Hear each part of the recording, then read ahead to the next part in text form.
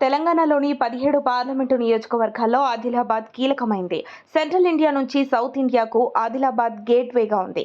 పొరుగు రాష్ట్రమైన మహారాష్ట్రతో సరిహద్దు కలిగిన ఆదిలాబాద్ పార్లమెంటు సెగ్మెంట్లో ఉమ్మడి ఆదిలాబాద్ జిల్లాలోని 7 అసెంబ్లీ నియోజకవర్గాలున్నాయి.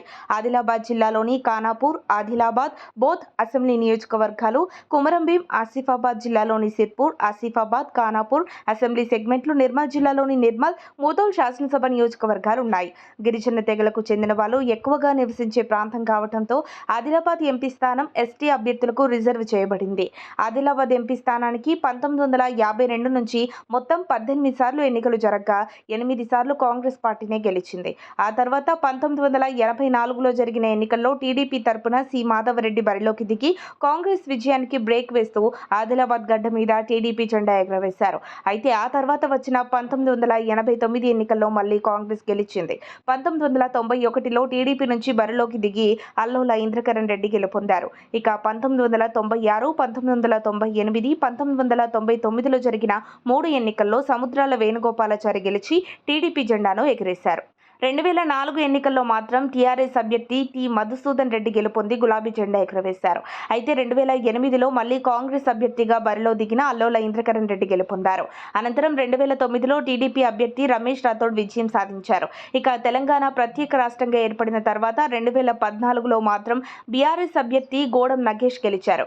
ఇక 2019లో మాత్రం తొలిసారిగా బీజేపీ అభ్యర్థి సోయం బాపురావు విజయం సాధించారు. 2023లో జరిగిన అసెంబ్లీ ఎన్నికల్లో ఆదిలాబాద్ పార్లమెంటు సెగ్మెంట్లోని 7 ఎమ్మెల్యే స్థానాల్లో ఏకంగా 4 స్థానాల్లో బీజేపీ అభ్యర్థులు గెలుపొందారు. 2 స్థానాల్లో బీఆర్ఎస్, 1 స్థానంలో కాంగ్రెస్ అభ్యర్థులు విజయం సాధించారు. దీంతో ఆదిలాబాద్లో బీజేపీకి గట్టి పట్టుందని తేలిపోయింది. ఇదే కాక ఇది బీజేపీ సిట్టింగ్ స్థానం అయినప్పటికీ 2024 లోక్సభ ఎన్నికల్లో ఆదిలాబాద్ లోక్సభ స్థానం నుండి సిట్టింగ్ ఎంపీ సోయం బాపురావును కాదని కమలం పార్టీ గోడం నగేష్ కు టికెట్ ఇచ్చింది.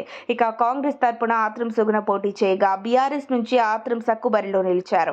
ఈ ముగ్గురు గోండు తెగకు చెందిన వారి. అయితే ఇక్కడ గత శాసనసభ ఎన్నికల్లో బీజేపీ మెజార్టీ ఎమ్మెల్యే సీట్లు కైవసం చేసుకోగా ఆదిలాబాద్లో బీజేపీ అభ్యర్థి గెలుపు పక్కా అనుకున్నారు. కానీ ఇటీవల జరిగిన లోక్సభ ఎన్నికల్లో ఓటింగ్ సరళిని బట్టి చూస్తే కాంగ్రెస్ ఎంపీ అభ్యర్థి ఆత్రం సుగుణకు గెలుపు అవకాశాలు ఎక్కువ ఉన్నట్లు తెలిసిందే.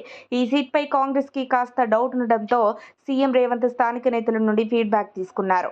అయితే రేవంత్ రిపోర్టులో కూడా బీజేపీ కంచుకోటలో కాంగ్రెస్ అభ్యర్థి సుగుణ లీడ్లో ఉండనున్నట్లు తేలింది.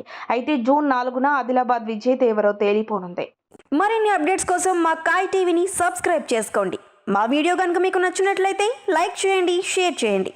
మీ విలువైన అభిప్రాయాలను కామెంట్ బాక్స్లో తెలియజేయండి.